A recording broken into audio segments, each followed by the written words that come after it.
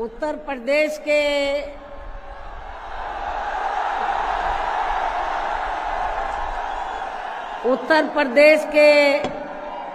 कोने कोने से आए हुए पार्टी के सभी छोटे बड़े पदाधिकारी, जनप्रतिनिधि, नेता एवं कार्यकर्तागण, जैसा कि आप लोगों को ये विदित है कि आज बहुजन समाज पार्टी के जन्मदाता एवं संस्थापक मान्यवर श्री कांशीराम जी की 19वीं पुण्यतिथि है और आज के ही दिन उनका लंबी बीमारी के कारण देहांत हुआ था, जो अब हमारे बीच में नहीं रहे हैं। लेकिन बहुजन समाज के हित में इनका समर्पित रहा संपूर्ण जीवन हमारे लिए हमेशा यादगार व अमर रहेगा। ऐसे महान व्यक्तित्व को आज मेरे साथ साथ आप लोग भी अपार संख्या में, अर्थात लाखों लाखों की संख्या में यहाँ यूपी की राजधानी लखनऊ में बीएसपी की रही सरकार द्वारा इनके सम्मान में निर्मित किए गए भव्य व अति विशाल मान्यवर श्री कांशीराम जी स्मारक स्थल पर इनको अपने श्रद्धा सुमन अर्पित करने के लिए पहुंचे हैं। हालांकि आप लोगों को ये भी मालूम है कि इनके सम्मान में बनाए गए इस स्थल के कुछ हिस्सों की समय से मरम्मत नहीं होने की वजह से आप लोग भी पिछले कुछ समय से यहाँ इनकी प्रतिमा पर अपने पुष्प अर्पित नहीं कर पा रहे थे। लेकिन अब यहाँ मरम्मत का अधिकांश कार्य पूरा हो जाने के बाद इस बार मेरे साथ साथ आप लोग भी भीड़ के मामले में अपना पिछला खुद का सभी रिकॉर्ड तोड़ते हुए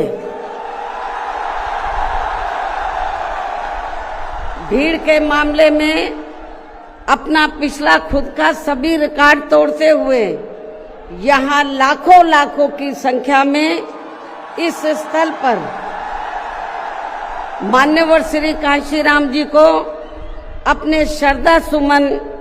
अर्पित करने के लिए पहुंचे हैं, जिसके लिए पार्टी आपकी बहुत बहुत आभारी है। साथ ही वर्तमान राज्य सरकार की भी बहुत बहुत आभारी है और इसलिए आभारी है क्योंकि इस स्थल को देखने वाले लोगों के टिकटों का इकट्ठा हुआ पैसा पूर्व की रही सपा सरकार की तरह वर्तमान भाजपा की राज्य सरकार ने इसे दबाकर नहीं रखा है, बल्कि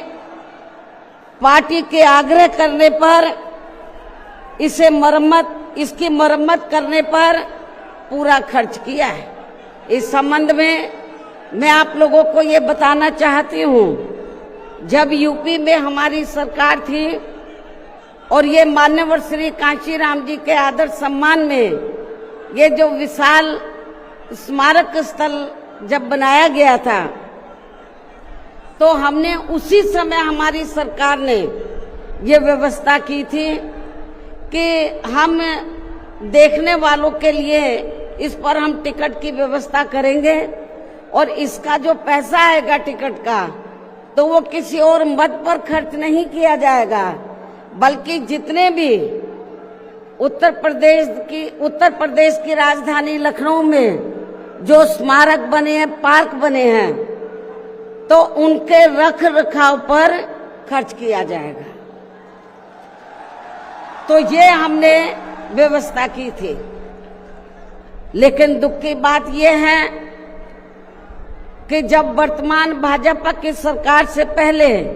यहाँ सपा की सरकार थी, तो सपा की सरकार ने उस टिकट के पैसे को दबा कर रखा, एक पैसा खर्च नहीं किया इनके रख रखाव पर, और हालत बड़ी जर्जर हो गई थी स्थलों की। यही नहीं, और भी स्थल थे, पार्क थे, उनकी हालत बड़ी खराब हो गई थी। तो तब मैंने उत्तर प्रदेश के मुख्यमंत्री जी को ये कहा, लिखित चिट्ठी के जरिए उनसे रिक्वेस्ट किया कि हम आपसे ये नहीं कहते कि दूसरे मत का पैसा आप इनके रख रखाव पर लगाओ। तो जो देखने वालों का टिकटों का पैसा काफी बड़ी तादाद में इकट्ठा हो गया है गवर्नमेंट के पास, उस पैसे को इनके रख रखाव पर लगाया जाए। तो उत्तर प्रदेश की वर्तमान भाजपा की सरकार ने इस मामले को दिखवाया पूरा, और उसके बाद उन्होंने हमें कमिट किया, प्रॉमिस किया कि हम जो भी पैसा टिकटों को आया है हम दूसरे मत पे नहीं लगाएंगे, बल्कि इन स्थलों के रख रखाव पर लगाएंगे। उन्होंने ये लगाया, इसलिए हमारी पार्टी उनकी आभारी है। लेकिन वहीं दूसरी तरफ समाजवादी पार्टी कि जब यूपी में सरकार थी और ये स्थल बन चुके थे, तो उन्होंने इनके रख रखाव पर कोई पैसा खर्च नहीं किया, टिकटों का पैसा दबा कर रख लिया। लेकिन जब अब वो सत्ता से बाहर है समाजवादी पार्टी, तो अभी 2-3 दिन पहले वो मीडिया में खबर छपवा रहे थे कि हम मान्यवर श्री कांशीराम जी के सम्मान में संगोष्ठी करेंगे। लेकिन जब वो सरकार में रहते हैं तो ना उन्हें पीडीए याद आता है और ना मान्यवर श्री कांशीराम जी की जयंती और ना ही पुण्यतिथि उनको याद आती है सरकार में रहकर। लेकिन जब वो सत्ता से बाहर हो जाते हैं तो समाजवादी पार्टी को फिर याद आता है कि हमें संगोष्ठी करनी चाहिए। मैं सपा मुखिया अखिलेश यादव से मैं ये पूछना चाहती हूँ, यदि मान्यवर श्री कांशीराम जी के प्रति आपका इतना ही आदर सम्मान था, तो जब यूपी में मेरी सरकार थी तो मेरी सरकार ने अलीगढ़ मंडल में कासगंज के नाम से अलग से जिला बनाया, उस जिले का नाम मान्यवर श्री कांशीराम जी नगर के नाम से रखा था। लेकिन जैसे ही समाजवादी पार्टी पावर में आई, उन्होंने नाम बदल दिया। मान्यवर श्री कांशीराम जी के नाम पर हमने कॉलेज, यूनिवर्सिटी, अनेकों संस्थानों के नाम रखे, अनेकों संस्थानों के नाम रखे, जनहित की योजनाएं शुरू की। सारी के सारी अधिकांश जो बड़ी बड़ी योजनाएं थी वो सभी की सभी इन्होंने बंद कर दी समाजवादी पार्टी की सरकार ने। ये इनका दोगला या दोहरा चरित्र नहीं है तो क्या है? जब ये सत्ता में रहते हैं ना इनको पीडीए याद आता है और ना पीडीए के जो संत गुरु और महापुरुष है वो भी याद नहीं आते हैं। जब ये सत्ता से बाहर हो जाते हैं तब इनको हमारे संत गुरु और महापुरुष याद आते हैं। तो ऐसे दोगले लोगों से आप लोगों को बहुत ही सावधान रहने की जरूरत है। और अब मैं मान्यवर श्री कांशीराम जी जो पंजाब राज्य के एक मध्यम दलित परिवार में पैदा हुए हैं, तो इनके बारे में मैं ये कहना चाहूंगी कि इन्होंने भारतीय संविधान के मूल निर्माता एवं दलितों व अन्य उपेक्षित वर्गों के मसीहा परम पूज्य बाबा साहब डॉक्टर भीमराव अंबेडकर की मूवमेंट से व इनके कड़े संघर्ष एवं अथक प्रयासों से देश के खासकर करोड़ों दलितों, आदिवासियों, पिछड़े वर्गों, मुस्लिम व अन्य धार्मिक अल्पसंख्यक समाज के भी हित में भारतीय संविधान में दिए गए कानूनी अधिकारों से प्रेरित होकर तथा उनके बताए हुए रास्तों पर चलकर फिर अपनी पूरी जिंदगी इनके अधूरे रहे कारवां को मंजिल तक पहुंचाने के लिए समर्पित की है। और इसके लिए उन्होंने यानी कि मान्यवर श्री कांशीराम जी ने अपने माँ बाप, भाई बहन, रिश्ते नाते व सरकारी नौकरी आदि सभी त्याग कर बाबा साहब डॉक्टर भीमराव अंबेडकर जी के उस अधूरे रहे कारवां को पूरा करने के लिए लगा दी है, जो बाबा साहब ने यहाँ देश के करोड़ों दलितों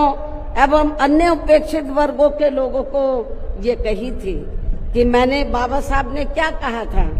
कि मैंने अपने कड़े संघर्ष एवं अथक प्रयासों से इन वर्गों के लोगों को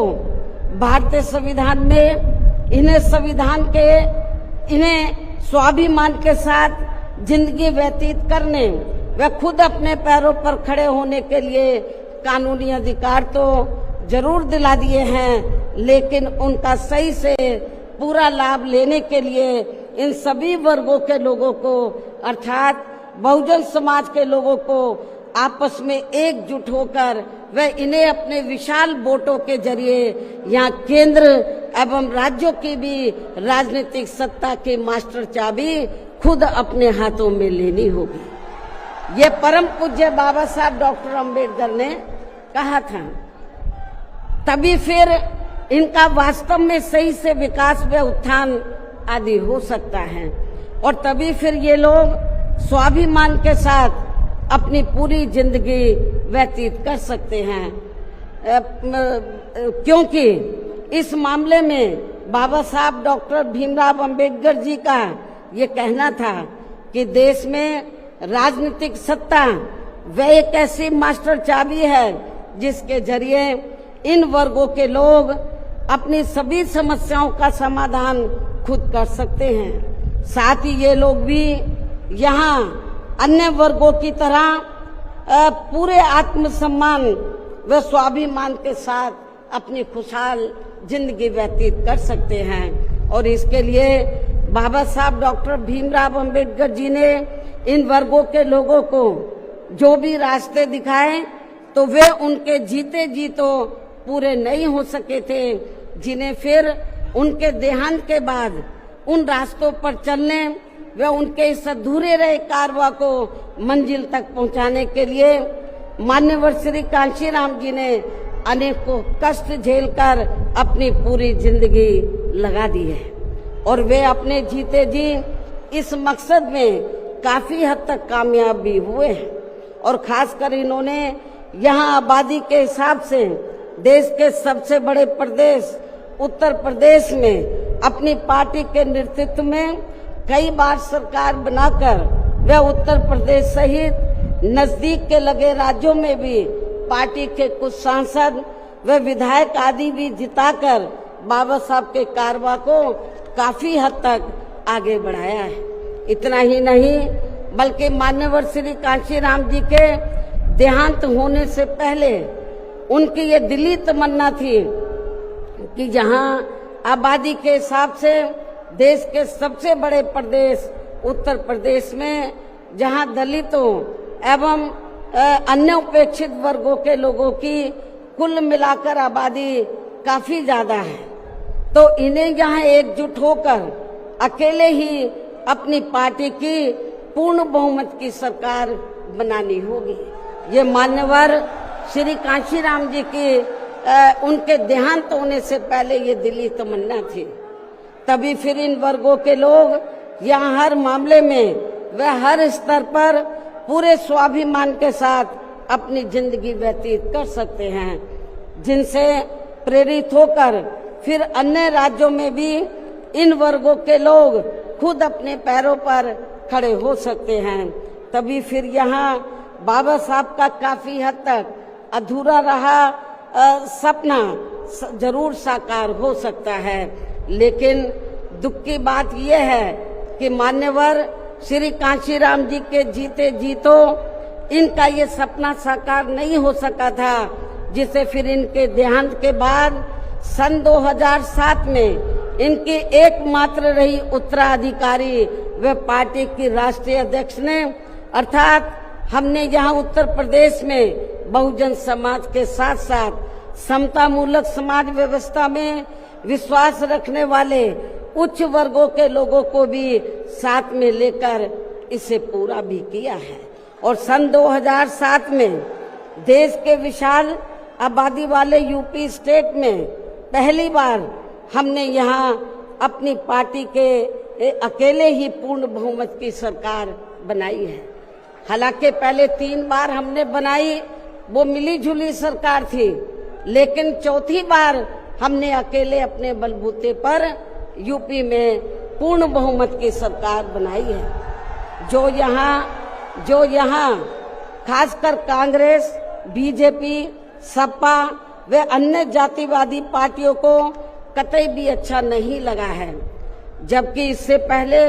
केंद्र की रही भाजपा सरकार ने सत्ता का दुरुपयोग करके मेरे ऊपर व मेरे माँ बाप, भाई बहन एवं अन्य रिश्ते नातों आदि के ऊपर भी अनेकों गलत एवं फर्जी केस दर्ज करा के हम सभी को जबरदस्ती इनकम टैक्स व सीबीआई आदि के जंजाल में फंसाकर हमारी छवि को धूमिल करने का हर संभव पूरा प्रयास किया है। इसके साथ साथ आगे चलकर इन सब मामलों में केंद्र की रही कांग्रेसी सरकार ने भी हमें न्याय देने के बजाय बल्कि काफी उलझा दिया था, और तब फिर हमें इन सब के विरुद्ध मान्य कोर्ट में भी जाना पड़ा है, जहां हमें न्याय मिला है। इस प्रकार से ये सब भी हमें काफी कुछ झेलना पड़ा है, लेकिन ऐसे विकट व संघर्ष भरे हालातों में भी हमने बाबा साहब डॉक्टर भीमराव अंबेडकर के बताए हुए रास्तों पर चलकर यहाँ उत्तर प्रदेश में सन 2007 में हुए विधानसभा चुनाव में अकेले ही ये चुनाव लड़कर फिर अपनी पार्टी की पूर्ण बहुमत की सरकार बनाई है। और हमने यहाँ बाबा साहब डॉक्टर भीमराव अंबेडकर एवं मान्यवर श्री कांशीराम जी आदि के सपनों को काफी हद तक साकार किया है, और इसके लिए हमने अपनी सरकार में यहाँ जातिवादी, संकीर्ण व पूंजीवादी व्यवस्था के शिकार रहे लोगों को, अर्थात सर्व समाज में से खासकर गरीबों, दलितों, आदिवासियों, पिछड़े वर्गों के साथ साथ मुस्लिम एवं अन्य धार्मिक अल्पसंख्यक समाज के लोगों के भी हित व कल्याण में अनेकों ऐतिहासिक कार्य किए हैं, जिनके नाम बदलकर उन्हें अब अन्य राज्यों में विभिन्न पार्टियों की सरकारें भुना रही है, जबकि इसका वास्तव में असली श्रेय बीएसपी को ही जाता है। साथ ही हमारी पार्टी की रही सरकार ने दलितों एवं अन्य उपेक्षित वर्गों के लोगों के हितों का सभी मामलों में पूरा ध्यान रखा है। खासकर आरक्षण का तो इन्हें पूरा लाभ दिया है। इतना ही नहीं, बल्कि हमने यह अपनी सरकार में सर्व समाज में से गरीबों, मजदूरों, बेरोजगारों, किसानों, वकीलों, कर्मचारियों, व्यापारियों एवं अन्य मेहनतकश लोगों के साथ साथ यहाँ छात्रों, युवाओं, महिलाओं व बुजुर्गों आदि के भी हितों में काफी महत्वपूर्ण कार्य किए हैं, जिनसे इन्हें काफी ज्यादा लाभ पहुंचा है। इनके साथ साथ हमारी पार्टी की रही सरकार ने प्रदेश में अपराध नियंत्रण एवं कानून व्यवस्था को भी चुस्त व दुरुस्त करने के लिए यहाँ जाति, धर्म व दलगत राजनीति से ऊपर उठकर कार्य किए हैं, ताकि प्रदेश में अमन चैन व शांति व्यवस्था आदि कायम रहे, जिसकी प्रदेश में उस समय काफी जरूरत भी थी। साथ ही कानून व्यवस्था के मामले में हमने यहाँ हर स्तर पर अन्याय, अपराध व भय मुक्त वातावरण भी पैदा किया है। इस प्रकार से हमारी पार्टी की पूर्ण बहुमत की रही सरकार ने यहाँ सर्व समाज के लोगों को हर मामले में व हर स्तर पर सर्वजन हिताय व सर्वजन सुखाय की नीतियों पर आधारित ही यहाँ काफी बेहतरीन सरकार दी है, जिसे प्रदेश की जनता अभी तक भी भुला नहीं पा रही है। और खासकर हमने रोटी रोजी देने के मामले में सर्व समाज में से यहाँ गरीबों, दलितों एवं अन्य उपेक्षित वर्गों के लोगों को काफी हद तक उन्हें आत्मनिर्भर भी बनाया है, जिनके यहाँ वर्षों से सभी विरोधी पार्टियों की रही सरकारों की जातिवादी, संकीर्ण व पूंजीवादी सोच होने के कारण काफी ज्यादा उपेक्षा की गई है। इतना ही नहीं बल्कि हमने वर्तमान केंद्र की सरकार की तरह अपने राजनीतिक स्वार्थ में इनके टैक्स के पैसों से ही थोड़ा सा मुफ्त में राशन देकर इनको अपना गुलाम व लाचार नहीं बनाया है, अर्थात इनको दूसरों के ऊपर निर्भर नहीं रखा है। इसके साथ साथ हमारी पार्टी की रही सरकार ने देश में यहाँ बहुजन समाज में समय समय पर जन्मे अपने महान संतों, गुरुओं व महापुरुषों में भी खासकर महात्मा ज्योतिराव फूले, छत्रपति शाहू जी महाराज, नारायण गुरु, बाबा साहब डॉक्टर भीमराव अंबेडकर, मान्यवर श्री कांशीराम जी, संत गुरु रविदास जी व गौतम बुद्ध आदि को भी विभिन्न रूपों में पूरा आदर सम्मान दिया है। जो ये सब यहाँ जातिवादी पार्टियों को कतई भी रास नहीं आ रहे हैं, और इस मामले में समाजवादी पार्टी तो सबसे आगे रही है। और अब ये समाजवादी पार्टी यहाँ अपने राजनीतिक स्वार्थ में जबरन पीडीए आदि की हवाई बातें करके इन वर्गों को गुमराह करने में लगी है, जबकि हमारी पार्टी की रही सरकार ने अपने संतों, गुरुओं व महापुरुषों आदि के नाम पर यहाँ प्रदेश में जिन जिलों, संस्थानों एवं योजनाओं आदि के नाम रखे थे, तो उनमें से काफी को तो सपा की रही सरकार ने बदल दिया है, जैसा कि शुरू में मैंने आप लोगों को बताया है। साथ ही हमने इन वर्गों के विकास व उत्थान में जो अनेकों महत्वपूर्ण योजनाएं शुरू की थी, तो उन्हें भी अधिकांश बंद कर दिया गया है। आरक्षण दिए जाने के मामले में भी सपा की रही सरकार ने यहाँ दलितों, आदिवासियों एवं अन्य पिछड़े वर्गों के लोगों के साथ हमेशा पक्षपात वाला रवैया ही अपनाया है। इनके पदोन्नति में आरक्षण को तो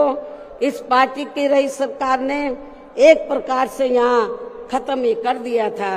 इसके अलावा इनकी रही सरकार में यहाँ गुंडों, बदमाशों, माफियाओं एवं अन्य अराजक तत्वों को ही ज्यादातर बढ़ावा दिया गया है, जिसकी वजह से यहाँ कानून व्यवस्था भी काफी बुरी तरह से चरमरा गई थी। और अब अधिकांश मामलों में लगभग यही स्थिति हमें यह वर्तमान बीजेपी की सरकार में भी देखने के लिए मिल रही है, जबकि आजादी के बाद इनसे पहले यहाँ शुरू में काफी वर्षों तक कांग्रेस पार्टी के रहे शासनकाल में तो इन वर्गों का हर स्तर पर काफी ज्यादा शोषण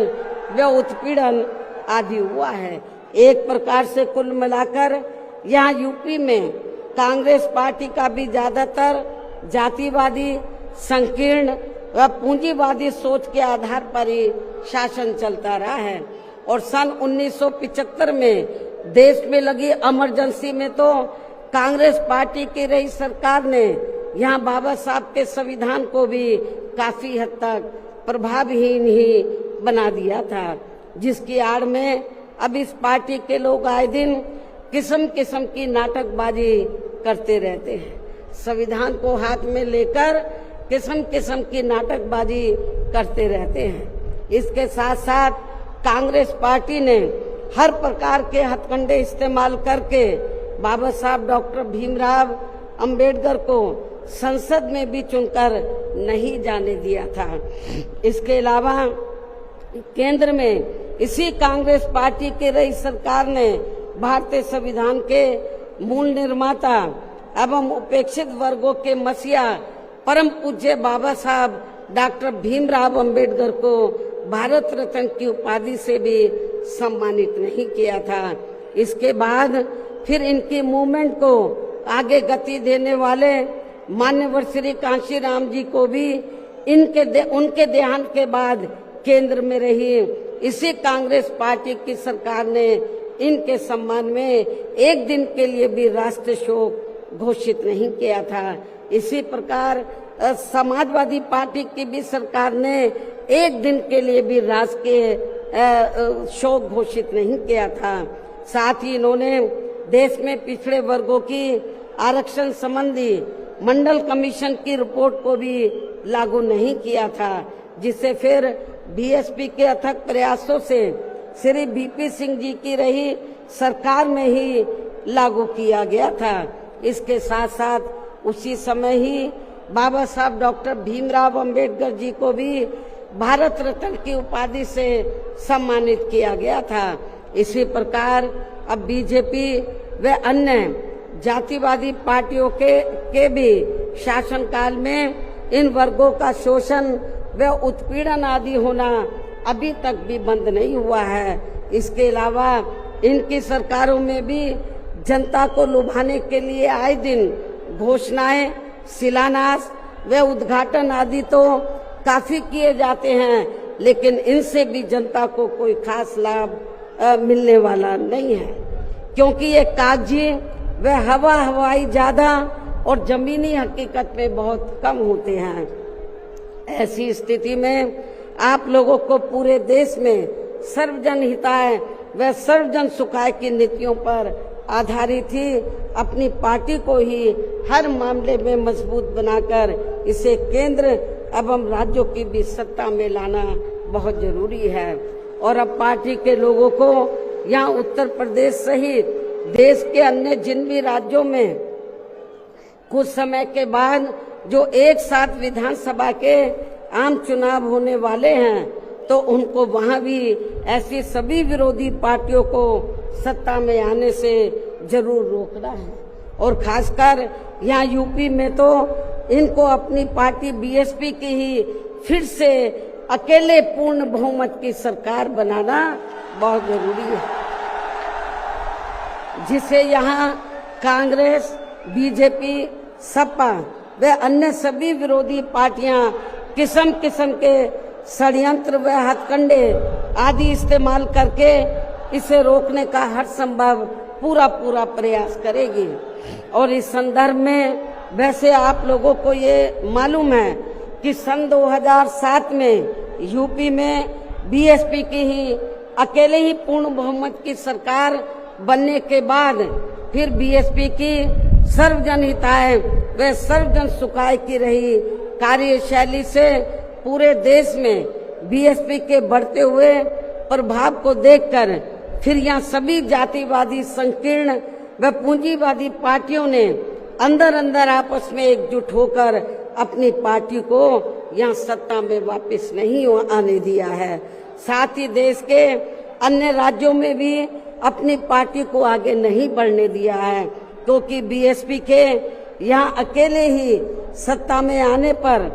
यहाँ यूपी में सन 2007 में बीएसपी के यहाँ अकेले ही सत्ता में आने पर इनको ये डर था, सभी जो जातिवादी पार्टियां हैं इनको ये डर था कि यदि बीएसपी को आगे बढ़ने से नहीं रोका गया तो फिर ये पार्टी केंद्र की सत्ता तक भी जरूर पहुंच सकती है, जिससे घबराकर फिर बीएसपी को पुनः या सत्ता में आने से व पूरे देश में भी आगे बढ़ने से रोकने के लिए फिर हुआ ये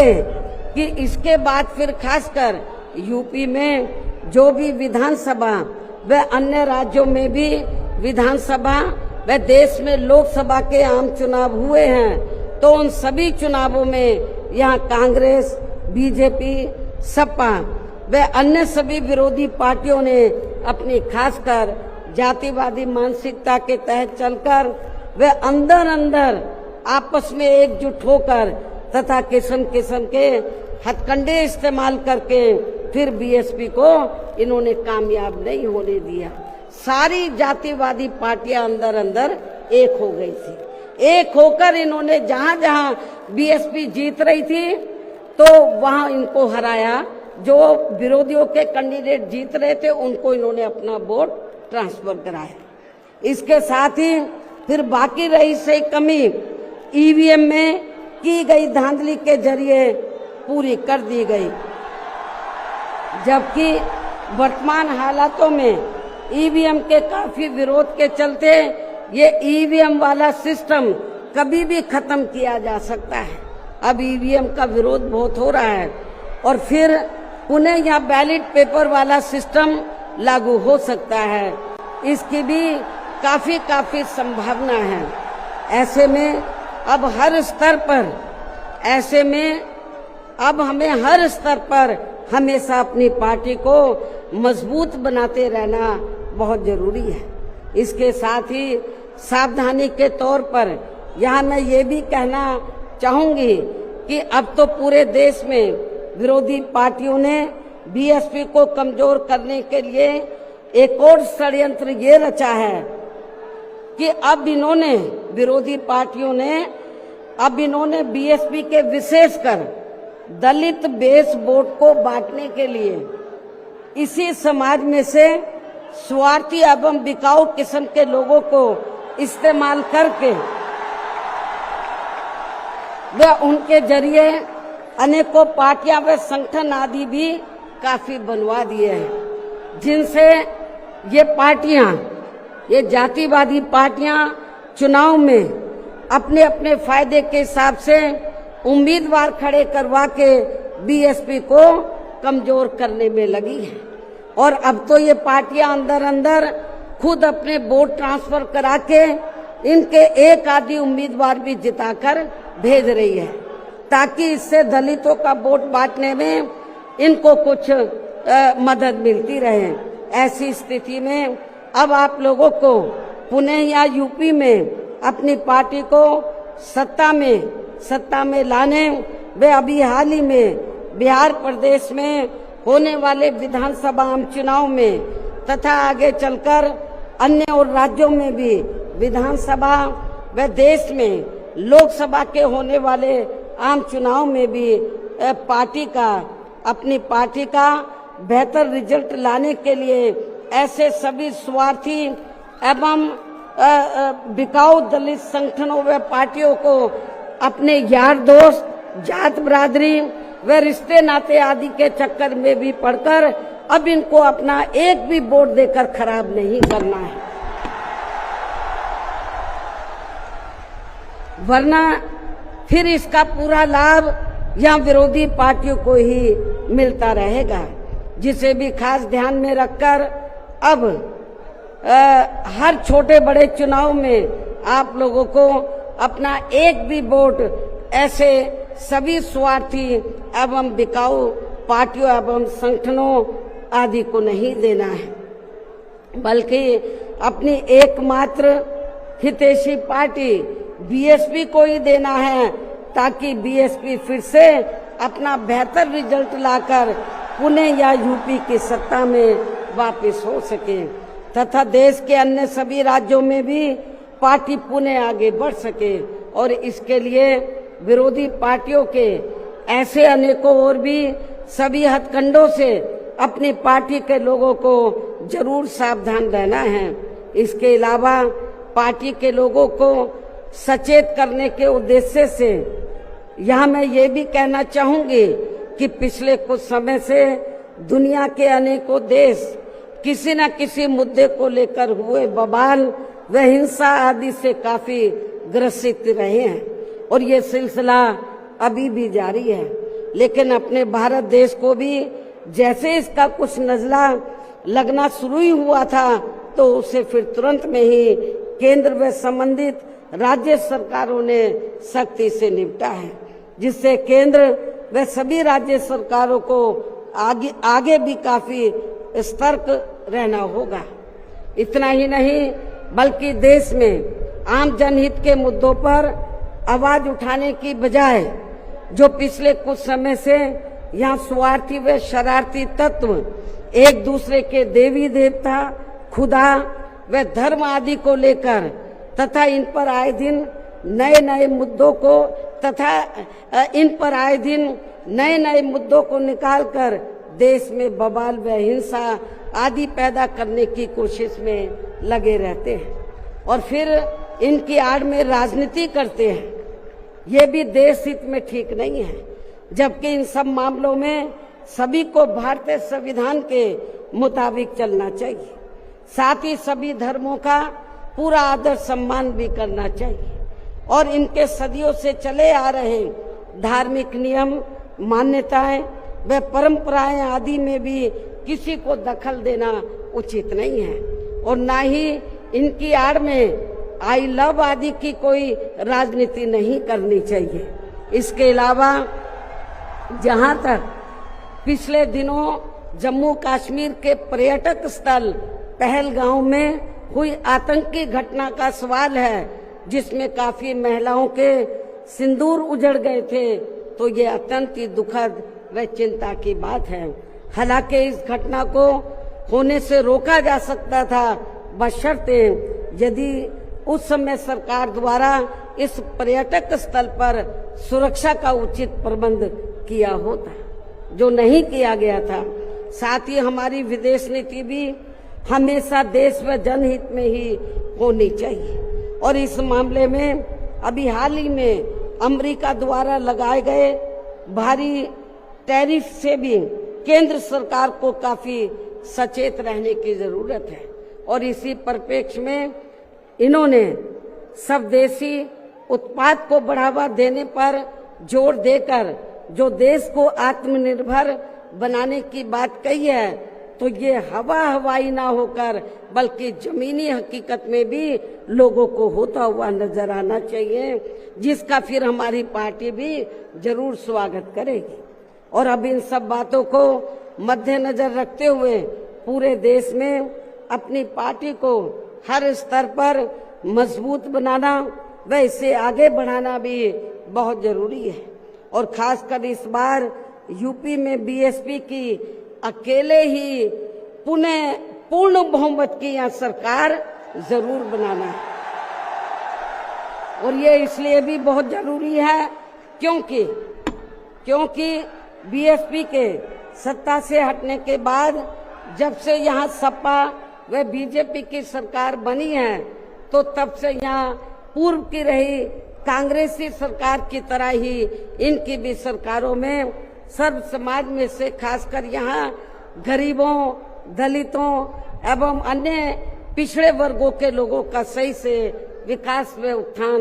आदि नहीं हो पा रहा है और अब इनमें गरीबी एवं बेरोजगारी आदि काफी ज्यादा बढ़ गई है। साथ ही इनके ऊपर हो रही जुल्म जाति आदि भी काफी चरम सीमा पर पहुंच चुकी है। इनकी बहन बेटियां भी अधिकांश सुरक्षित नहीं रही है। इसके साथ ही इन वर्गों के लोगों को यहाँ आरक्षण का भी सही से पूरा लाभ नहीं मिल पा रहा है।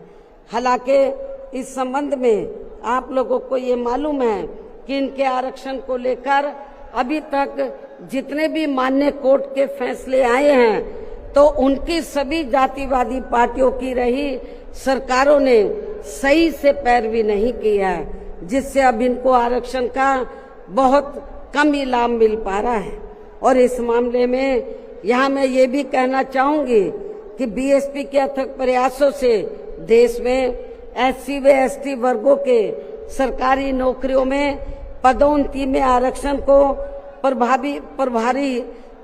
बनाने के लिए जब केंद्र की रही कांग्रेसी सरकार में संविधानिक संशोधन विधेयक संसद में लाया गया था, तो तब उसे कांग्रेस पार्टी ने बीजेपी व अन्य आरक्षण विरोधी पार्टियों की अंदरूनी मिली भगत से पास तक भी नहीं होने दिया था, जो अभी तक भी संसद में लटका पड़ा है, जबकि समाजवादी पार्टी के सांसदों ने तो इस बिल को ही संसद में फाड़ दिया था। इतनी ज्यादा इस पार्टी को इनके पदोन्नति में आरक्षण दिए जाने को लेकर इस बिल से इनको जबरदस्त एलर्जी थी, नफरत थी। ऐसे में अब आप ही ये बताएं, क्या ऐसी स्थिति में कांग्रेस, बीजेपी व सपा आदि जैसी इन जातिवादी पार्टियों में या खासकर अपने दलितों एवं अन्य उपेक्षित वर्गों के लोगों का सही से विकास व उत्थान आदि हो सकता है? मैं समझती हूँ कतई भी संभव नहीं है। इसके अलावा इन्हीं की तरह यहाँ उत्तर प्रदेश सहित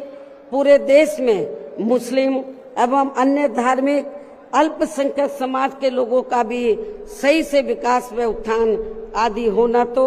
बहुत दूर की बात रही, बल्कि अब तो इनका जान माल व मजहब आदि भी पूरे तौर से सुरक्षित नहीं रहा है। इनकी सच्चर कमेटी की रिपोर्ट भी दरकिनारी कर दी गई है। अपर कास्ट समाज में से गरीब लोगों की तथा विभिन्न क्षेत्रों में लगे लोगों की भी स्थिति हमें कोई खास अच्छी नजर नहीं आ रही है। वैसे भी इन सब मामलों में केंद्र व राज्य सरकारों के भी अधिकांश कार्य सरकारी फाइलों में ही सिमट कर रह जाते हैं, ये भी छिपा नहीं है। कानून व्यवस्था भी यूपी सहित पूरे देश में कोई खास अच्छी नहीं है। हर प्रकार के अपराध भी काफी बढ़ रहे हैं। ऐसे में ये विरोधी पार्टियां सत्ता में आने के लिए खासकर चुनाव के समय में अपने अपने चुनावी घोषणा पत्रों में जो किस्म किस्म के लुभावने वायदे करती हैं, तो उनको फिर ये पार्टियां सत्ता में आने के बाद 50% भी लागू नहीं करती हैं। साथ ही इनके गलत आर्थिक नीतियों की वजह से पूरे देश में गरीबी, बेरोजगारी व महंगाई आदि भी लगातार बढ़ती जा रही है, जिन पर पर्दा डालने के लिए अब ये पार्टियां आए दिन किस्म किस्म के हथकंडे इस्तेमाल करती रहती हैं। इतना ही नहीं, बल्कि अब तो सत्ता एवं विपक्ष अंदर अंदर मिलकर वे अपनी जातिवादी मानसिकता के तहत चलकर यहाँ बाबा साहब डॉक्टर भीमराव अंबेडकर द्वारा निर्मित किए गए इनके मानवतावादी व समता मूलक भारतीय संविधान को भी बदलकर इसे ये पुराने वाले जातिवादी ढांचे में ही परिवर्तित करना चाहते हैं, जिसके लिए इनके साधु संत भी आए दिन पैरवी करते रहते हैं, जिसे हमारी पार्टी बीएसपी कतई भी बदलने नहीं देगी, चाहे इसके लिए हमें कितना भी संघर्ष क्यों ना करना पड़े। तभी फिर यहाँ दलितों, आदिवासियों, पिछड़े वर्गों एवं अन्य उपेक्षित वर्गों के लोगों के कानूनी अधिकार सुरक्षित व बचे रह सकते हैं। वरना इन वर्गों के लोगों को अभी तक थोड़ा बहुत जो भी लाभ मिल रहा है, तो फिर यहाँ संविधान बदलने पर ये काफी कुछ खत्म ही हो जाएगा, जिन्हें बचाने व बरकरार रखने के लिए इन सभी वर्गों के लोगों को बीएसपी के झंडे तले आपस में एकजुट होना बहुत जरूरी है। साथ ही अपनी बीएसपी पार्टी को हर स्तर पर मजबूत बनाकर इसे सत्ता में भी लाना बहुत जरूरी है, क्योंकि बीएसपी ही एक ऐसी पार्टी है जो यहाँ बाबा साहब के बनाए गए संविधान को सुरक्षित रख सकती है और संविधान के मुताबिक चलकर यहाँ सदियों से उपेक्षित रहे दलित एवं अन्य उपेक्षित वर्गों के लोगों को अपने पैरों पर खड़ा कर सकती है। और ये सब आप लोगों ने यूपी में अपनी पार्टी की 4 बार रही सरकार के दौरान होते हुए देखा है। ऐसे में अब यूपी में बीएसपी को ही फिर से सत्ता में लाकर यहाँ की जनता को हर मामले में खुशहाल बनाना होगा, जिसके लिए पार्टी के लोगों को सन 2007 में हुए विधानसभा चुनाव की तरह ही इस बार भी यहाँ पूरे प्रदेश में प्रत्येक पोलिंग बूथ स्तर पर अब इसके लिए करना क्या आप लोगों को, जिसके लिए पार्टी के लोगों को सन 2007 में हुए विधानसभा चुनाव की तरह ही इस बार भी यहाँ पूरे प्रदेश में प्रत्येक पोलिंग बूथ स्तर पर सर्व समाज को व विशेषकर बहुजन समाज के लोगों को उनकी छोटी छोटी बैठकों के जरिए उन्हें बीएसपी की सर्वजन हिताय व सर्वजन सुखाय की नीतियों एवं सिद्धांतों आदि से जोड़ना है और इस दौरान इन्हें बीएसपी के बेहतरीन रहे शासनकाल की उपलब्धियों के बारे में बताना है।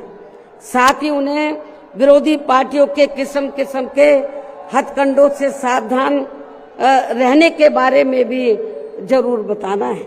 और आज जो भी बातें मैं आप लोगों के सामने रख रही हूं तो उन्हें भी इन छोटी छोटी बैठकों में जरूर बताना है। और यदि पार्टी के लोग मेरी इन सब बातों पर सही से अमल कर लेते हैं तो फिर इस बार अपनी पार्टी के हाथों में यहाँ सत्ता जरूर आ जाएगी। इसके अलावा जहां तक अपनी पार्टी के लिए अकेले चुनाव लड़ने का सवाल है, आप लोग ध्यान से सुने मेरी बात। इसके अलावा जहां तक अपनी पार्टी के लिए अकेले चुनाव लड़ने का सवाल है तो इसके बारे में भी यहाँ मैं अपनी पार्टी के अब तक के रहे अनुभवों को ध्यान में रखकर ये बताना जरूरी समझती हूँ कि देश के अन्य प्रदेशों की तरह खासकर यहाँ यूपी में जब भी हमारी पार्टी ने विधानसभा का आम चुनाव गठबंधन करके लड़ा है तो तब फिर हमारी पार्टी को कोई विशेष लाभ नहीं हुआ है, क्योंकि हमारी पार्टी का जो वोट है, हमारी पार्टी का वोट तो गठबंधन वाली पार्टी को एक तरफा ट्रांसफर हो जाता है, लेकिन उनका जातिवादी मानसिकता की वजह से विशेषकर अपर कास्ट समाज का वोट बीएसपी के उम्मीदवारों को ट्रांसफर नहीं हो पाता है। और वास्तव में यही सही और हकीकत भी है, जिससे फिर हमारी पार्टी के उम्मीदवार भी बहुत कम जीत पाते हैं तथा पार्टी का वोट प्रतिशत भी काफी कम हो जाता है। इसके साथ ही गठबंधन की सरकार बनने पर अपनी पार्टी के नेतृत्व में बनी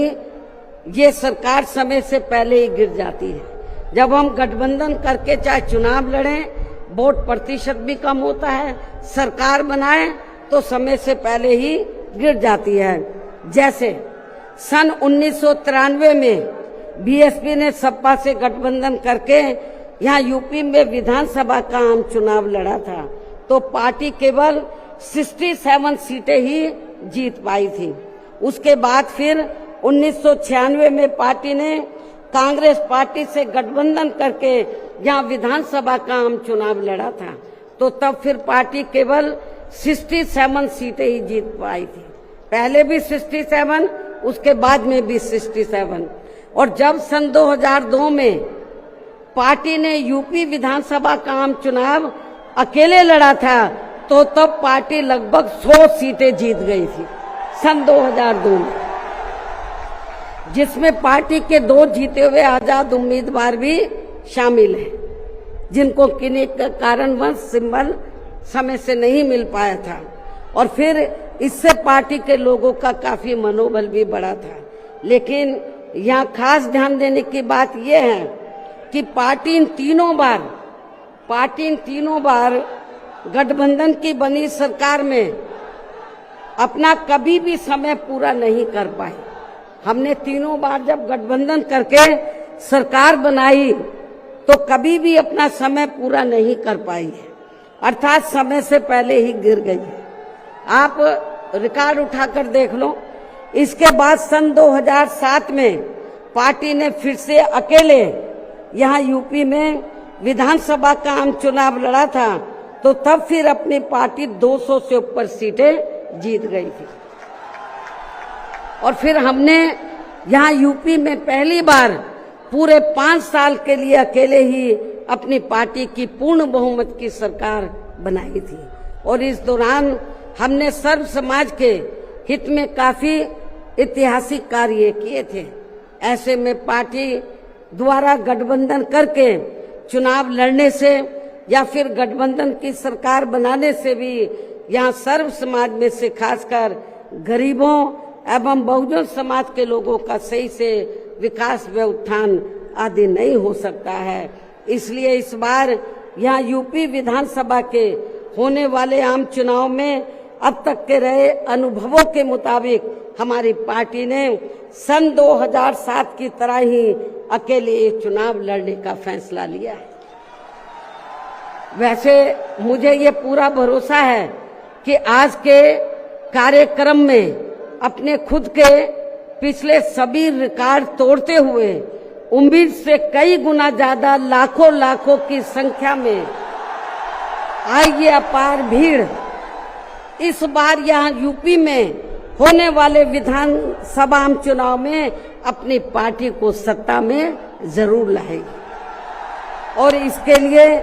अभी से ही पार्टी के लोगों को यहाँ विरोधी पार्टियों के पुराने व नए सभी षड्यंत्रों व हथकंडों आदि से सावधानी बरतते हुए अपनी पार्टी के जनाधार को बड़े पैमाने पर बढ़ाना है। साथ ही हर स्तर पर पार्टी को मजबूत भी बनाना है। विरोधियों की अफवाहों से भी पार्टी के लोगों को जरूर सचेत रखना है। और इस संबंध में इसका ताजा हथकंडा ये है कि इन्होंने आज के 9 अक्टूबर के कार्यक्रम के घोषित होते ही पिछले महीने से ये अफवाह फैलाना शुरू कर दिया था। मैं क्यों बोल रही हूँ अफवाहों से सावधान रहना है, क्योंकि इस संबंध में ताजा उदाहरण ये है कि इन्होंने आज के 9 अक्टूबर के कार्यक्रम के घोषित होते ही पिछले महीने से ये अफवाह फैलाना शुरू कर दिया था कि दूसरी पार्टियों के फलाना वरिष्ठ नेता बीएसपी में आ रहे हैं और वे बीएसपी प्रमुख से दिल्ली व लखनऊ में भी मिले हैं, लेकिन मुझे तो इसके बारे में अभी तक भी कोई जानकारी नहीं है। मिलना तो बहुत दूर की बात है और मैं कभी छिप के नहीं मिलती हूँ, जब मिलती हूँ तो खुले में मिलती हूँ मन। इतना ही नहीं बल्कि अन्य और भी मामलों में किस्म किस्म की गलत, झूठी व तथ्यहीन खबरें एवं अफवाहें आदि फैलाने के लिए भी यहाँ विरोधी लोग सोशल मीडिया, जातिवादी मानसिकता वाले टीवी चैनल एवं प्रिंट मीडिया आदि का भी काफी दुरुपयोग व गलत इस्तेमाल कर सकते हैं। जबकि विरोधी लोग सन 2007 में भी ऐसी अफवाहें फैलाते रहे हैं, लेकिन उस समय हमारे लोगों के गुमराह ना होने की वजह से फिर अपनी पार्टी की यहाँ अकेले ही पूर्ण बहुमत की सरकार बन गई थी। और यदि पार्टी के लोग इस बार भी चुनाव में वोट पड़ने तक या किसी भी मामले में गुमराह नहीं होते हैं तो फिर इस बार हमारी पार्टी की पुनः या पूर्ण बहुमत की सरकार जरूर बन जाएगी। वैसे मुझे पूरी उम्मीद है कि पार्टी के लोग मेरी इन सब बातों पर सही से अमल करके इस बार अपनी पार्टी बीएसपी को ही अकेले यहाँ सत्ता में जरूर लाएंगे और अपनी बहन जी को 5वीं बार यूपी का मुख्यमंत्री भी जरूर बनाएंगे। और आज ये लाखों की तादाद में आई अपार भीड़ व उनका जोश व उत्साह भी इस बात के काफी कुछ संकेत दे रहा है। जिनको यहाँ दूसरी पार्टियों की तरह ये जो लाखों की संख्या में लोग आए हैं तो इनको यहाँ दूसरी पार्टियों की तरह मजदूरी देकर दिहाड़ी पर नहीं लाया गया है, बल्कि ये लोग अपने खून पसीने की कमाई के पैसों से ही खुद चलकर आज के अपने 9 अक्टूबर के प्रोग्राम में मुझे सुनने के लिए आए, जिन्होंने भीड़ के मामले में आज अपने खुद के भी अपने पिछले सभी रिकॉर्ड तोड़ दिए हैं। और अब मैं यहाँ आप लोगों को ये भी विश्वास दिलाना चाहती हूँ, जब इस बार बीएसपी की पुनः यहाँ पूर्ण बहुमत की सरकार बन जाएगी तो तब फिर हमारी पार्टी की बनी ये सरकार, यहाँ पिछली रही सपा सरकार ने, वह वर्तमान में चल रही बीजेपी की भी सरकार ने, जो इन्होंने अपनी जातिवादी, संकीर्ण व पूंजीवादी मानसिकता के तहत चलकर काफी नए नए नियम व कानून आदि बना दिए हैं, तो उनकी जरूर समीक्षा की जाएगी। और इनमें से जो भी नियम व कानून आदि सर्वजन हिताय व सर्वजन सुखाय की नीतियों एवं सिद्धांतों आदि से जुड़े नहीं होंगे, तो उन्हें फिर सर समाज के हित में जरूर बदल दिया जाएगा। इसके साथ साथ बीएसपी की पूर्व की रही सरकार में खासकर दलित एवं अन्य उपेक्षित वर्गों के हितों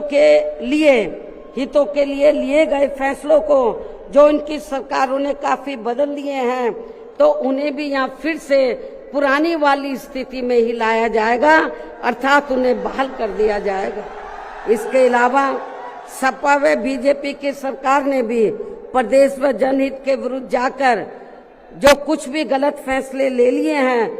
तो उनकी भी समीक्षा करके उन्हें सही स्थिति में लाया जाएगा। साथ ही मेरी पूर्व की रही सरकारों की तरह ही हर मामले में व हर स्तर पर यहाँ सर्व समाज के व विभिन्न क्षेत्रों में लगे लोगों के हितों का तथा बेहतर कानून व्यवस्था बनाने पर भी विशेष ध्यान रखा जाएगा। साथ ही सर्व समाज में से गरीब एवं बेरोजगार लोगों को, जिसमें पुरुष व महिलाएं आदि दोनों शामिल हैं, इनको रोटी रोजी के साधन देने के लिए विशेष बल दिया जाएगा, जोर दिया जाएगा। यहाँ यूपी के लोगों को रोटी रोजी के मामले में पलायन नहीं करना पड़ेगा, आपको अपने प्रदेश में ही रोटी रोजी के साधन दिए जाएंगे। और इन सब मामलों में सर्व समाज में से खासकर गरीबों, दलितों, आदिवासियों, पिछड़े वर्गों, मुस्लिम एवं अन्य धार्मिक अल्पसंख्यक समाज के लोगों का हर मामले में प्राथमिकता के आधार पर पूरा ध्यान रखा जाएगा। और इन सब कार्यों के लिए इस बार पुनः यहाँ अपनी पार्टी की पूर्ण बहुमत की सरकार बनाना बहुत जरूरी है, जिसकी पूरी उम्मीद भी है। इन्हीं जरूरी बातों के साथ ही अब मैं ये भी कहना चाहूंगी कि अपनी पार्टी को हर स्तर पर मजबूती देकर उसे बरकरार बनाए रखने के लिए जिस प्रकार से पार्टी के लोगों ने माननीय श्री कांशीराम जी के देहांत होने के बाद भी पार्टी की हर परिस्थिति में हमेशा मेरा साथ दिया है और अभी भी दे रहे हैं, तो ये मेरे व पार्टी के लिए बहुत ही गर्व की बात है। और अब तो पार्टी के राष्ट्रीय संयोजक श्री आकाश आनंद भी बीएसपी की मूवमेंट से काफी हद तक जुड़ चुके हैं, जो ये भी पार्टी के लिए अच्छे शुभ संकेत हैं। और अब ये यानी कि आकाश आनंद मेरे मार्गदर्शन व दिशा निर्देशन में अपनी पूरी लगन एवं मेहनत के साथ पार्टी को मजबूती देने में व पार्टी के जनाधार को भी बढ़ाने में पूरे जी जान से लगे, जिससे पार्टी के लोगों में आए दिन इनके प्रति काफी लगाव व उत्साह भी बढ़ा है। ये भी पार्टी हित में अच्छी बात है, जिसे ध्यान में रखकर अब मेरा इनके बारे में, आकाश आनंद के बारे में ये कहना है कि जिस प्रकार से पूरे देश में पार्टी के लोग माननीय श्री कांशीराम जी के जीते जी और उनके देहांत के बाद भी हर परिस्थिति में मेरे साथ खड़े रहे हैं, तो मैं भी ये चाहूंगी उसी प्रकार से पार्टी के लोग श्री आकाश आनंद के साथ भी हमेशा खड़े रहेंगे और इनका हर परिस्थिति में पूरा साथ भी जरूर देंगे। वैसे इस मामले में इनके पिता श्री आनंद कुमार भी इनकी शुरू से ही पूरी मदद करते रहे हैं। इसके साथ साथ श्री आनंद कुमार दिल्ली में रहकर माननीय श्री कांशीराम जी के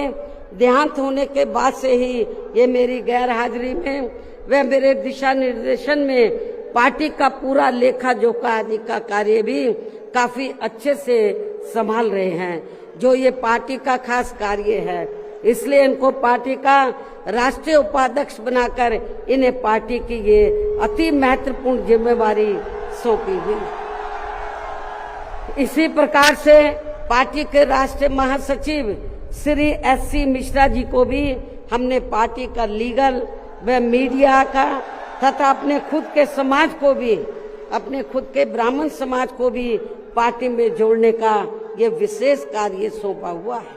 जिससे ये मेरे दिशा निर्देशन में अपनी जिम्मेवारी को सही से निभा रहे हैं। हालांकि इनके बेटे श्री कपिल मिश्रा ने भी आज के कार्यक्रम में यह फ्री मेडिकल मदद देने की भी व्यवस्था की है, जो इनका ये कार्य पार्टी के प्रति इनके सेवा भाव को भी काफी कुछ दर्शाता है। पार्टी के हमारे विधायक श्री उमा शंकर सिंह जी भी पार्टी व मूवमेंट के हित में हमेशा मददगार व सक्रिय रहते हैं तथा इनको भी अपने खुद के समाज को पार्टी में जोड़ने की एक खास जिम्मेवारी सौंपी हुई है, जिससे ये पूरी ईमानदारी व निष्ठा से निभा रहे हैं। यूपी BSP प्रदेश अध्यक्ष श्री विश्वनाथ पाल भी पार्टी संगठन का कार्य देखने व पिछड़े वर्गों को जोड़ने के साथ साथ ये पूरे प्रदेश में जहाँ जहाँ भी बहुजन समाज के लोगों पर जुल्म जाति आदि होती है, तो वहाँ ये मेरे दिशा निर्देशन में जाकर उन्हें न्याय दिलवाने का भी पूरा प्रयास करते हैं। ये इनका पार्टी हित में अभी तक काफी सराहनीय कार्य चल रहा है। इसके अलावा आज के कार्यक्रम की सही व्यवस्था करने में लखनऊ जिला व मंडल यूनिट ने भी अपनी अहम भूमिका निभाई है। श्री जमील अख्तर प्रदेश कार्यालय से जुड़े लोगों ने भी आज के इस कार्यक्रम को सफल बनवाने में कोई कमी नहीं छोड़ी है और ये सभी लोग भी बधाई के पात्र हैं। साथ ही प्रदेश के सभी छोटे बड़े पदाधिकारियों एवं कार्यकर्ताओं आदि की भी कड़ी मेहनत, मेन कमाल आप लोगों का है, जिनको मेन कमाल आप लोगों का है। साथ ही प्रदेश के सभी छोटे बड़े पदाधिकारियों एवं कार्यकर्ताओं आदि की भी कड़ी मेहनत व उनके अथक प्रयासों से आज मान्यवर श्री काशीराम जी की पुण्यतिथि के कार्यक्रम में पूरे उत्तर प्रदेश के कोने कोने से लाखों की संख्या में पार्टी के जो लोग इनको अपने श्रद्धा सुमन अर्पित करने तथा मुझे भी सुनने के लिए यहाँ आए हैं। साथ ही आपके पड़ोसी राज्य उत्तराखंड स्टेट से भी पार्टी के कुछ लोग आपके यहाँ इस कार्यक्रम से काफी कुछ सीखने के लिए आए हुए हैं, तो उन सभी का भी मैं दिल से धन्यवाद अदा करती हूँ। हालांकि हमने कोई बाहर के लोगों को इधर नहीं बुलाया है, वो चोरी से अपने आप ही आ गए पूरे देश से और छिपकर कहीं बैठे हुए हैं कि बहन जी कहीं नाराज ना हो जाए। लेकिन मैं नाराज नहीं हो रही, आप लोगों ने आप आ भी गए हैं, आपका भी मैं थैंक्स अदा करती हूँ। लेकिन अब आप लोगों को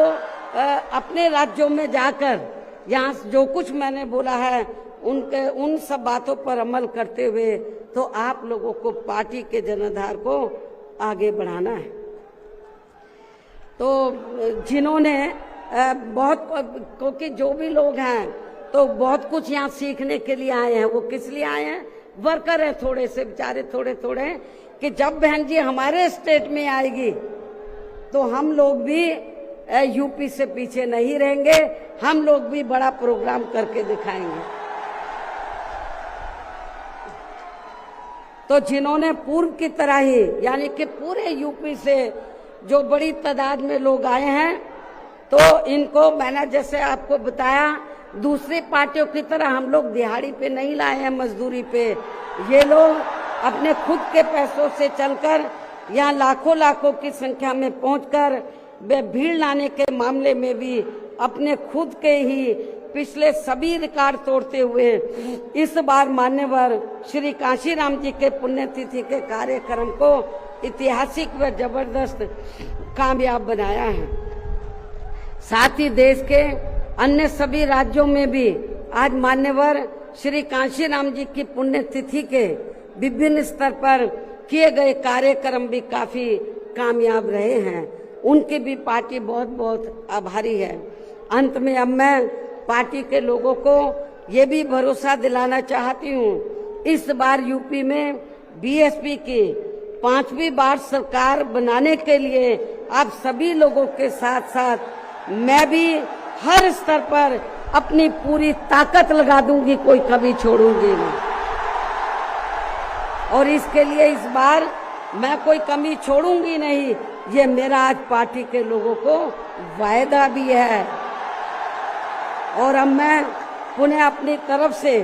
व उत्तर प्रदेश सहित पूरे देश में पार्टी के सभी लोगों की तरफ से भी मान्यवर श्री कांशीराम जी को आज उनकी 19वीं पुण्यतिथि के मौके पर पूरे तहे दिल से अपने श्रद्धा सुमन अर्पित करते हुए अपनी बात यहीं समाप्त करती हूँ। धन्यवाद। जय भीम व जय भारत। 9 अक्टूबर पुण्यतिथि श्रद्धा बहन कुमारी माती जी, बहन कुमारी माती जी, बहुजन समाज पार्टी जिंदाबाद, बहुजन समाज पार्टी जिंदाबाद, श्री आकाश आनंद जी जिंदाबाद, श्री आकाश आनंद जी जिंदाबाद। सब समाज के सम्मान में, सब समाज के सम्मान में, अपने महापुरुषों के सम्मान में फूल अर्पित करते, अपने महापुरुषों के सम्मान में बेटियां संघर्ष करो, श्री राम जी बेटियां संघर्ष करो। श्रद्धांजलि हम देने आए हैं, करते हैं तुमको नमन। बाबा साहब अमर रहे, श्री राम जी बाबा साहब अमर रहे। श्रद्धा के फूल अर्पित करते हैं, हम करते हैं तुमको नमन। जिंदाबाद, बहन कुमारी माती जी जिंदाबाद।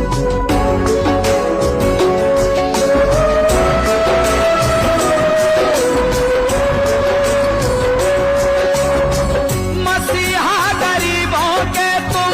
बन के आए देश में, देवता थे आप कोई मानव के भेष में। मसीहा गरीबों के तुम बन के आए देश में, देवता थे आप कोई मानव के भेष में। प्यारे आप हो हिंदुस्तान के एक अनमोल सितारे, श्री राम जी। श्रद्धा के फूल अर्पित करते हैं, हम करते हैं तुमको नमन।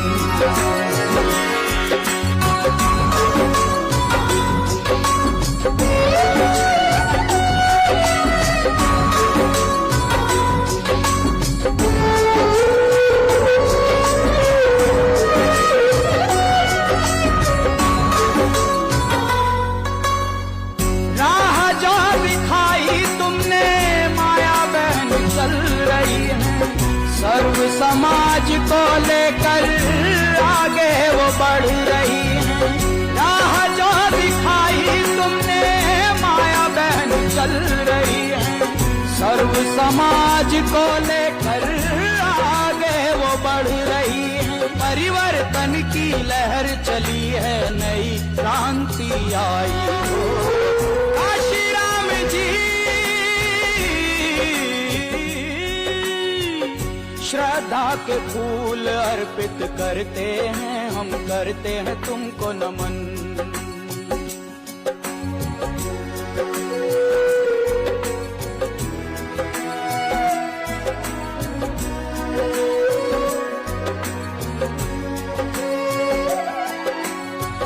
कर्म के पुजारी तुम तो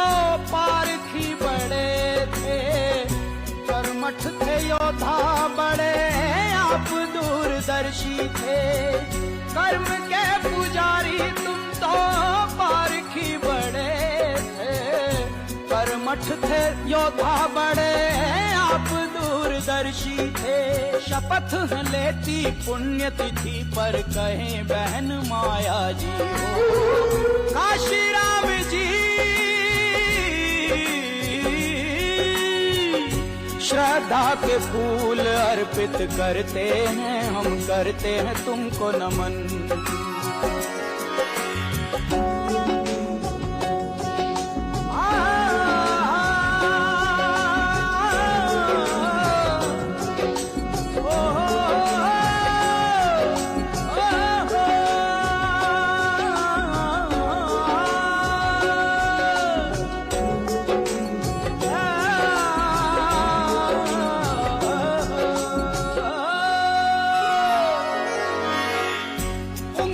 पकड़ कर तुमने चलना सिखाया है। कदम कदम पर तुमने ही हौसला बढ़ाया है। उंगली पकड़ कर तुमने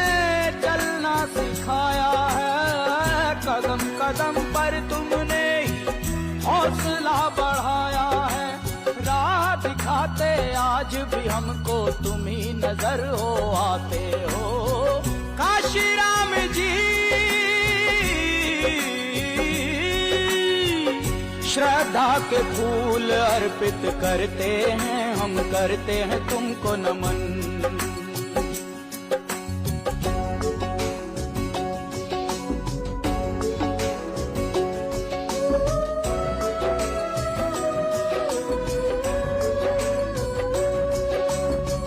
कर्म के पुजारी तुम तो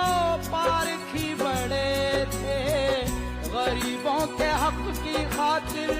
आप ही लड़े थे। कर्म के पुजारी तुम तो पारखी बड़े थे। गरीबों के हक की खातिर आप ही लड़े थे। सोती कौम जगाई आपने, नई चेतना लाए हो। काशी राम जी श्रद्धा के फूल अर्पित करते हैं, हम करते हैं तुमको नमन।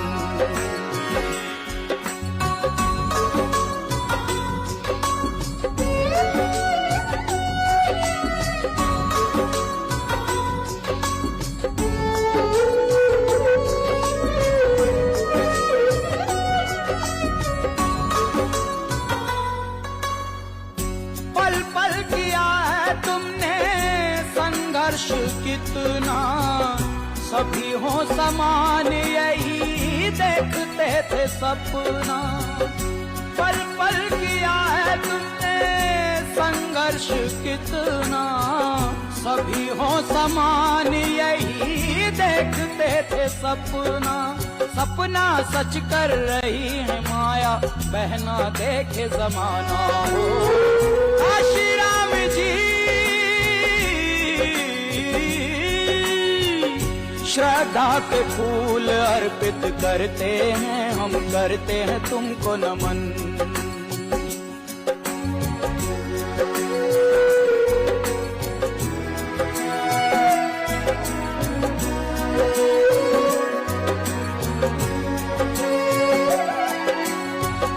एकता का बंधन माया बहना ने बांधा है। बहना तेरे साथ हम हैं, जन जन ये कहता है। एकता का बंधन माया बहना ने बांधा है। बहना तेरे साथ हम हैं, जन जन ये कहता है। आज अगर तुम होते देखते बहना का नीला परचम प्यारा। काशी राम जी श्रद्धा के फूल अर्पित करते हैं, हम करते हैं तुमको नमन।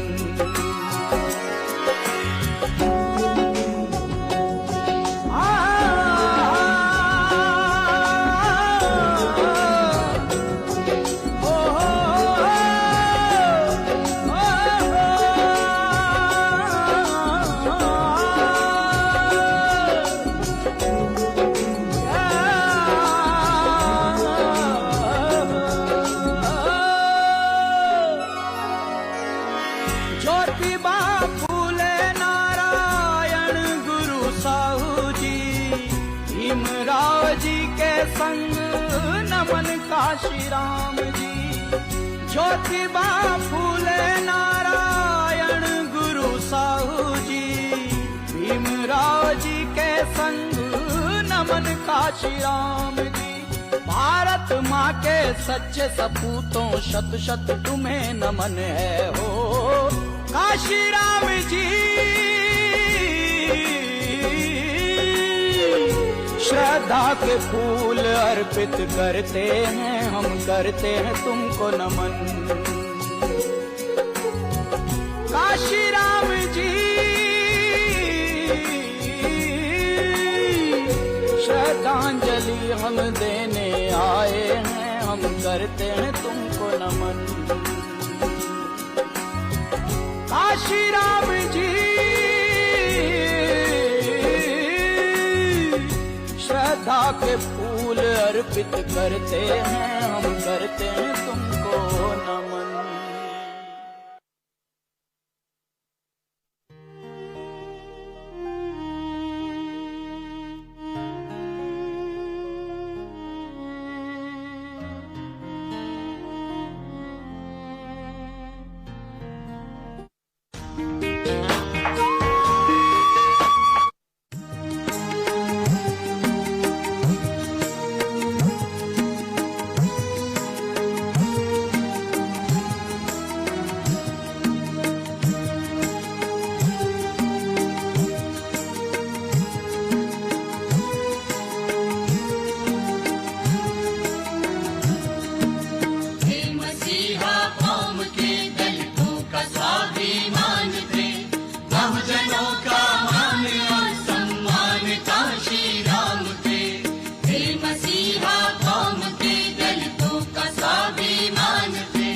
बहुजनों का